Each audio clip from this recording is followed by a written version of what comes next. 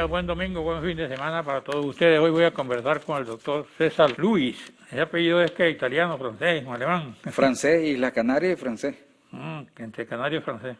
Él fue presidente de la Sociedad Venezolana de Gastroenterología. Hablando de gastroenterología, ¿cómo está esa enfermedad en este momento en Venezuela? Bueno, tal vez, no, yo pienso que sí puede estar aumentada ahora. Lo que pasa es que los pacientes no consultan y lo que sería la ansiedad, el estrés, el mismo modo de pandemia que estamos viviendo y la contingencia hace que hayan más síntomas gastrointestinales. ¿De dónde viene esta enfermedad? ¿Cuál es el origen? El origen. Ajá. Bueno, el origen es multifactorial. Tendríamos que hablar de patologías cada una en general. Pero las patologías funcionales que tienen que ver con la psique también, con lo que llamamos la somatización, la ansiedad y el estrés hacen que hayan síntomas gastrointestinales y que sean de manera crónica. Entonces sí puede haber síntomas, por ejemplo, acidez, llenura postprandial, saciedad temprana, hipo, náuseas, vómitos, dolor epigástrico, distensión, diarrea, estreñimiento. Bueno, con lo que mencioné son síntomas y cuando uno los junta puede llegar a un diagnóstico presuntivo. Y es de la esfera gastrointestinal, todos esos síntomas. Los pacientes pueden morir. Si tiene alguna enfermedad orgánica que no son las funcionales, sí. Lo que pasa es que se manifiestan en general igual. O sea, un síntoma es común a varias enfermedades. Hay que ver qué enfermedad tiene. Por ejemplo, el estreñimiento. Ok, el estreñimiento es un síntoma de síntomas. La mayoría de las personas piensa que el estreñimiento es la infrecuencia evacuatoria. Pero no solamente es la infrecuencia, es la dificultad en el pasaje de las heces. Entonces, cuando uno interroga más, el paciente puede comentar que tiene esfuerzo defecatorio, sensación de evacuación incompleta, sensación de bloqueo, uso de maniobras digitales, heces duras. Todos esos son síntomas. Ahora, ¿qué síntoma tiene el paciente que tiene estreñimiento? Probablemente alguna combinación de estos síntomas que le mencioné. Y esos síntomas todos, uno dice, este paciente tiene estreñimiento. Cuando uno le pone el apellido, estreñimiento crónico, ya estás haciendo un diagnóstico, no es agudo, y si le pones otro apellido como estreñimiento crónico funcional, estás diciendo que no son orgánicos. Entonces, la pregunta que me hizo al principio, cuando son enfermedades orgánicas como un cáncer de colon, se puede manifestar con estreñimiento, pero tiene otros síntomas diferentes, aparte del estreñimiento en sí. A lo mejor evacúa con sangre, a lo mejor ha perdido peso. Entonces ahí uno piensa en otras enfermedades que sí pueden causar la muerte si no se diagnostican y no se tratan. Pero la mayoría de los estreñimientos son funcionales, no son orgánicos y no causan muerte. ¿Cuál es la diferencia entre funcionales y orgánicos? Bueno, lo orgánico es algo tangible. Para un estreñido. Ok, lo orgánico es tangible, es visible, es estructural. Por ejemplo, un tumor de colon obstruye la luz del colon y las heces no pueden ser propulsadas porque está el tumor. En cambio, lo funcional tendríamos que ver con la función del órgano. ¿Será que las contracciones del colon no son suficientes para transportar el bolo fecal y lo hace más lento? Entonces entraríamos en temas de función de órganos y no en cosas orgánicas. Entonces, lo orgánico responde a una causa. Por ejemplo, el estreñimiento puede ser por hipotiroidismo. Si se le da hormona tiroidea, mejora. Entonces, la causa era el hipotiroidismo. Puede ser por diabetes, puede ser por accidentes vasculocerebrales, por enfermedad de Parkinson, por bridas y adherencias en pacientes que tienen antecedentes de cirugía. Entonces, hay muchas causas tangibles, visibles, estructurales. Eso es el 20%. El otro 80%, que es lo que vemos en esta situación de estrés que es frecuente, son los funcionales, que es el 80%. El hipotiroidismo es el crecimiento de la... Sí, puede crecer la tiroides. El hipotiroidismo lo que lo define es que hay disminución de la producción de hormona tiroidea, menos hormona. ¿Esa es la causa? No, esa no es la causa, esa es la patología en sí, menos hormonas. Causas pueden ser autoinmunes, como la tiroiditis de Hashimoto, nódulos tiroideos hipofuncionantes, cáncer de tiroides. ¿Esto tiene cura? Sí, dependiendo de la causa, sí. Antes del cáncer, en el problema de la tiroides, hay una enfermedad previa. Puede haber una enfermedad previa, puede haber un bocio, puede aumento de la glándula, puede haber nódulos. La enfermedad del bocio, que antes era muy frecuente, ahora ¿cómo está, según los estudios de ustedes? Bueno, yo como gastroenterólogo no veo mucho de eso. Veo a veces hipertiroidismo porque tiene manifestaciones gastrointestinales como diarrea crónica y uno lo puede ver ahí. pero no, y en cirrosis biliar primaria, que vemos a veces pacientes con cirrosis, pueden estar asociados en un 25% de patología tiroidea. La cirrosis hepática. ¿La? La cirrosis hepática. Sí, la cirrosis hepática. Eso sí no tiene cura, ¿no? No. Puede haber mejoría Pero- en algunos pacientes, depende de qué grado tengan. Pero tiene prevención, se previene la cirrosis hepática. Sí, se puede prevenir dependiendo de algunas causas que sabemos que la producen.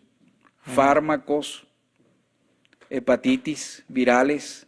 Entonces sí puede haber tratamientos en la parte aguda, ¿Y la parte original? ¿De dónde origen es todo eso? la parte original. ¿Por qué se origina? ¿Qué se origina? La cirrosis. La cirrosis. Bueno, por muchas causas, es multifactorial. Medicamentos, virus, es la mayoría que causa. Enfermedades autoinmunes. ¿Cuáles son los isquemia. síntomas? Más- Generalmente son síntomas, no son específicos. Fatiga, debilidad, y a lo mejor con alguna prueba de sangre que se eleven las aminotransferasas discretamente hace que uno empiece a buscarle causas a Las eso. transaminasas, nada. Sí, aumentan las aminotransferasas. Vamos a un receso, regresamos contigo.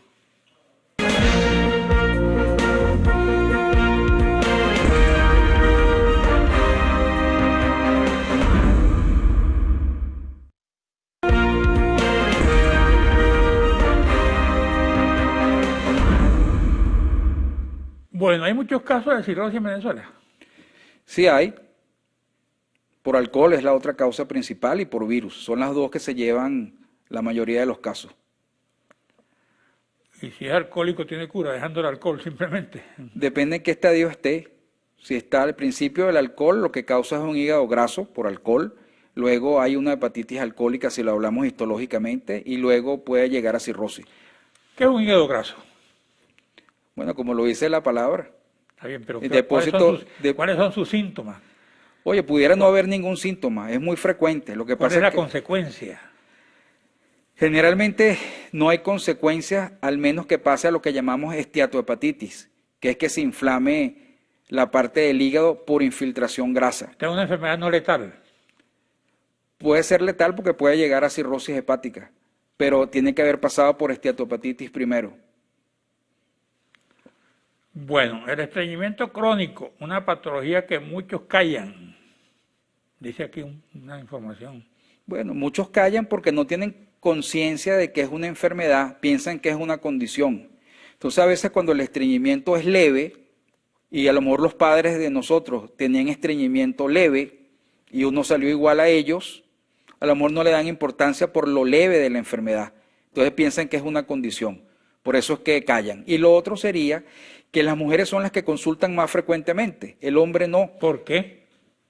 Bueno, somos distintos. Tal vez la mujer tenga más facilidad. No es porque la enfermedad le pega más a ellas, sino porque ellas consultan. Sí, bueno, esa parte es difícil, pero son las que más consultan, sin duda alguna, más que el hombre. El hombre espera tener dolor para consultar o consulta por complicaciones. En cambio, la mujer tiene más facilidad. Y lo otro, la mujer es interesante porque la mujer puede haber pasado por varias etapas biológicas que saben que la hacen más vulnerable. La misma menstruación, el parto, la menopausia. Y eso hace que uno sienta que no es perfecto. En cambio, el hombre piensa que no le van a pasar las cosas. Tal vez eso pudiera influir en que consulten más frecuente a las mujeres. O sea que una mujer adulta es más proclive que la mujer joven. Menos, Depende con menos edad. depende de la patología, pero en general la mujer puede consultar más fácil y contar sus cosas, más fácil que el hombre. ¿Y eso? Psicológicamente. Psicológicamente, bueno, tienen más, no sé, tienen más facilidad de contar las cosas, menos temor. Bueno, ¿qué otro tema quiere tratar? Bueno, podemos hablar del estreñimiento de la serotonina, que es interesante. Hablemos. Bueno, la serotonina es un neurotransmisor y la serotonina nosotros hemos oído hablar mucho de ella. Ahora, la serotonina está... Explícale a la gente qué es neurotransmisor con un lenguaje sencillo. Ok, las neuronas utilizan ciertas sustancias que la permiten comunicarse con otras neuronas para que hagan sus funciones. Entonces, un neurotransmisor, vamos a decir que es una molécula que tiene la capacidad de estimular otras neuronas para que hagan sus funciones. Entonces, la serotonina, el 5% está en el sistema nervioso central. De hecho, cuando hablamos de depresión, uno utiliza a veces como fármacos inhibidores de la recaptación de serotonina. De hecho, la serotonina, el nombre que le dan es la partícula de la felicidad o el neurotransmisor de la felicidad. Pero eso sería para sistema nervioso central 5%. El 95% está en el tracto gastrointestinal, en las neuronas que están en todo el tracto digestivo. Entonces, la serotonina ayuda a que haya más secreción de líquido por parte del colon y del intestino delgado para que las heces tengan más líquido y ayuda a que haya contracción y se propulsen las heces en sentido distal y den las ganas de evacuar como es lo normal. Entonces, la serotonina en algunas personas puede ser que no hayan alteraciones en ciertos sitios, por lo cual hay medicamentos que pueden ayudar, que son, vamos a decir, análogos de la serotonina, son fármacos que hacen la función de la serotonina al sistema periférico, en el tracto gastrointestinal, no en el cerebro, ya no fuimos de allá arriba, estamos en la parte de abajo. Entonces puede hacer que funcione y un paciente que sea estreñido porque el colon sea lento, el darle este fármaco amigo o familiar de la serotonina va a hacer que las heces se propulsen y evacúen.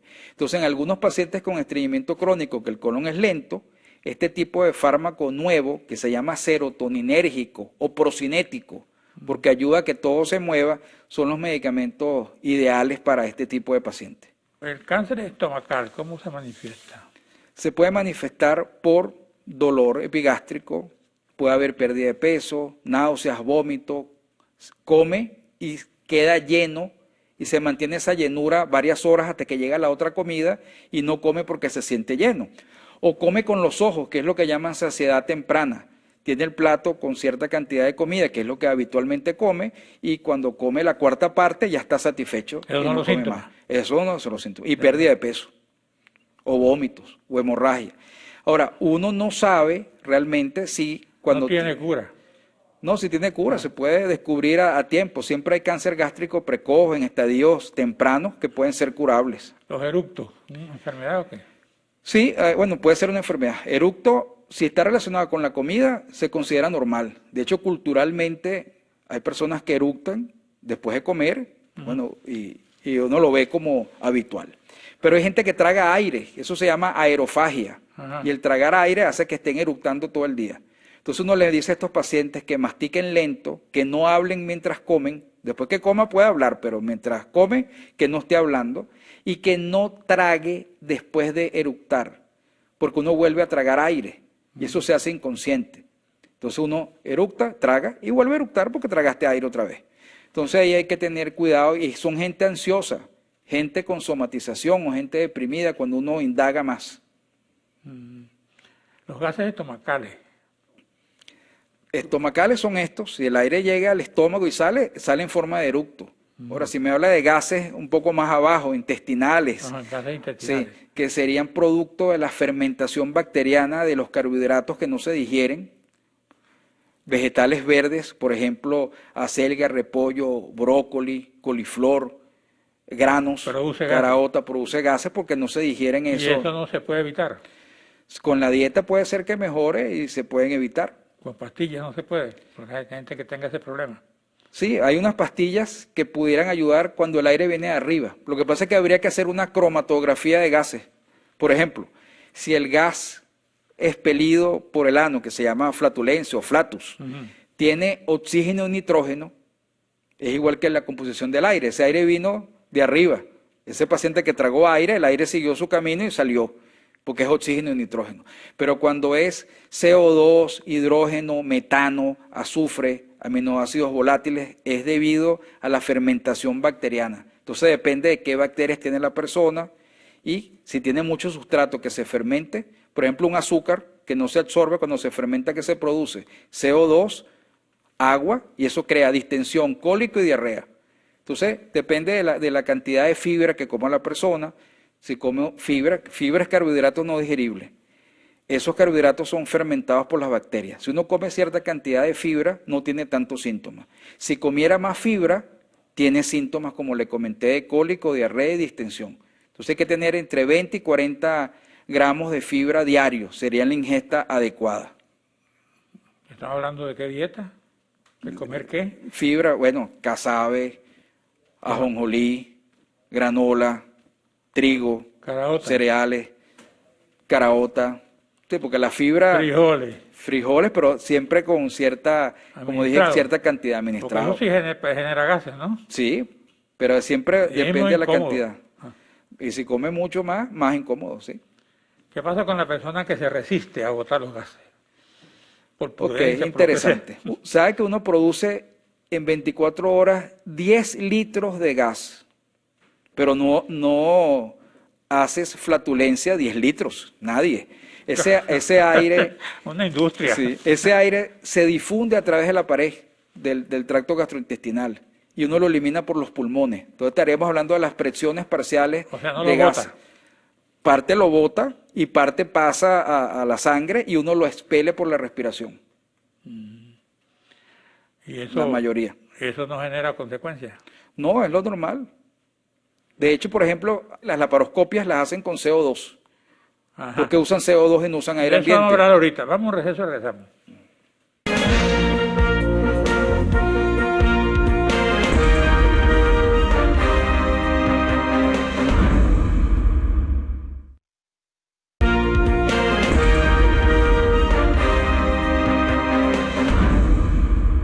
Bueno, adelante, doctor.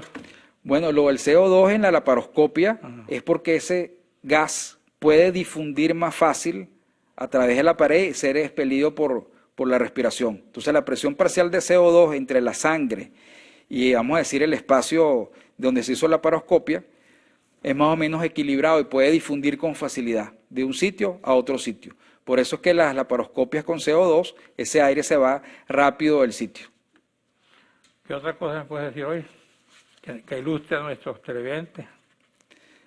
Bueno, hay otros temas interesantes. Por ejemplo. Por ejemplo, podemos hablar de enfermedad de reflujo, Ajá, que también ese es, bueno. que es muy frecuente. El reflujo de esófago, ¿no? Sí, el reflujo gastroesofágico. Ajá. Bueno, el reflujo gastroesofágico es un diagnóstico clínico, gente que tiene síntomas típicos, ese ardor retroesternal que se llama pirosis, y la regurgitación, que es que devuelve la comida, no que la repita, porque a veces repetir significa que hay algo de aire, pero puede haber contenido líquido y son los dos síntomas principales. Alguien que tenga estos síntomas, uno piensa que tiene enfermedad de reflujo. El mal aliento tiene que ver con la enfermedad estomacal. Puede tener que ver. Tiene más que ver con la parte dental, de encías y de sinusitis. Esas dos de primero. Y de tercero, enfermedad ulceropéctica y enfermedad de reflujo. Sí tiene que ver, pero de tercero. ¿El reflujo tiene cura también? Sí tiene cura, lo que pasa es que hay pacientes que pueden mejorar con tratamiento médico, inclusive curarse, y otro grupo de pacientes, que es la mitad, tienen un problema crónico que no se cura con medicina. Pero si uno los estudia y se da cuenta que la causa fisiopatológica es un esfínter esofágico inferior incompetente, pudieran tener un tratamiento quirúrgico de hacerle una válvula buena, corrigiendo los defectos de la válvula que tiene y se puede curar el reflujo. Aquí leo un informe que dice, un signo de alarma que permite sospechar causas orgánicas de estreñimiento puede ser su aparición después de los 50 años, luego de tener toda una vida previa con hábito intestinal normal. Otros signos de alarma son presencia de fiebre, anemia, pérdida de peso, sangrado, leucinosis o la existencia de una masa palpable. Son casos que se salen de lo normal. Ok, bueno, un cáncer de colon puede manifestarse porque la forma de evacuar se hace más infrecuente y por eso es que uno habla de estreñimiento, pero cuando interroga más se encuentra con todos esos síntomas que comentó, una masa palpable, es una tumoración palpable. ¿Y por qué tiene una tumoración? Eso no es normal. Entonces cuando uno empieza a estudiarlo, que le hace un estudio de imágenes como una tomografía, le hace una colonoscopia, le hace un colon por enema, encuentra el diagnóstico de esa masa que corresponde a un cáncer de colon, aunque tuviese estreñimiento, pero tiene otras cosas. Dime una cosa, el cáncer de colon tiene, como todo cáncer es incurable, pero tiene tendencia a aumentar en Venezuela. Bueno, está de cuarto a nivel mundial y en Venezuela como causa de cáncer, en los dos géneros, en los dos géneros, pues, tanto femenino como masculino. Cuarta causa de cáncer. El 5% de la población general tiene el chance de hacer cáncer de colon, o sea que es un cáncer frecuente. Por eso es que después de los 50 años, uno en los tutoriales hace la colonoscopia preventiva. Uno puede encontrar algunas lesiones que pueden ser proclives a hacer cáncer en un futuro, como los pólipos adenomatosos o los adenomas. Si uno hace una colonoscopia y consigue un pólipo pequeñito y era un adenoma, Si uno no lo sacara, en unos años ese adenoma puede degenerar en cáncer de colon. O sea que sí es preventivo el cáncer de colon por encima de los 50 que uno hace estos estudios preventivos. Aquí veo otro título que dice cambio de hábitos de vida y tratamiento médico alivian el estreñimiento. Como dije al principio, como puede ser leve, lo normal es que nosotros evacuamos en la mañana. Es el hábito usualmente del humano. Porque hay un reflejo llamado ortostático. ¿Cuántas veces debe evacuarse normalmente? Menos de 3 veces por semana, más de 3 veces por semana y menos de 3 veces diarias. O sea, 3 veces diarias, 2 veces diarias, 1 vez diaria, interdiario, cada 2 días. Ajá. Es normal. ¿Qué papel juegan los laxantes en la vía estomacal? Los laxantes ayudan a evacuar a un grupo de pacientes. Buenos, malos o regulares. Ayuda en todos al principio, pero los laxantes crean tolerancia, lo que quiere decir que tienen que aumentar la dosis y luego deja de hacer efecto ese laxante en particular. Entonces cambian a otro laxante. Entonces la mitad de los pacientes no les va bien con fibra y laxantes, que es lo que venden de venta libre en la farmacia. Entonces llegamos al medicamento que le comenté, que se llama prucaloprida, que es el análogo de la serotonina, que puede ayudar a este tipo de pacientes cuando fracasa fibra y laxante. ¿Y esto es de libre venta en la farmacia? Sí, puede ser libre venta, pero sería con récipe, o indicado por médicos, pues. Cambio fibra y laxante, la gente lo puede comprar con facilidad, indicado o no por médicos. Bueno, estamos terminando casi el programa. ¿Cuál sería su recomendación para los pacientes o para los no pacientes para prevenir todo esto? Bueno, que estén muy conscientes de que al tener algún síntoma que se repita o sea intenso, deberían consultar al médico para saber si hay un problema importante o no. Aquí dice la fibra alimentaria que uno debe comer, dice usted, ¿no? Se encuentra en las frutas, verduras, frutos secos, cereales integrales, tubérculos, los vegetales verdes, acelgas, repollo, espinaca, brócoli, coliflor y leguminosas. Todo eso es perfecto. Sí, todo eso es perfecto, correcto, pero siempre en la medida que comenté, entre 30 y 40 gramos diarios, porque si consume más cantidad de eso puede tener síntomas, aunque evacúe frecuente. Entonces hay que llegar a un equilibrio. Si consume mucho va a tener síntomas secundarios. Si consume poco, a lo mejor no evacúa como quisiera. ¿En el caso del brócoli? Puede dar, sí, cualquiera de esos, depende de la cantidad. Bueno, todo en exceso es malo, ¿no? Todo en exceso es malo, ese es el mensaje. Aquí habla de los tratamientos farmacológicos. ¿Han progresado eso? Sí, bastante. Con lo que le comenté de los procinéticos es un avance muy grande. Y hay otros avances, hay unos medicamentos que producen que el colon secrete un poquito más de líquido por los canales de cloro. ¿Cómo qué?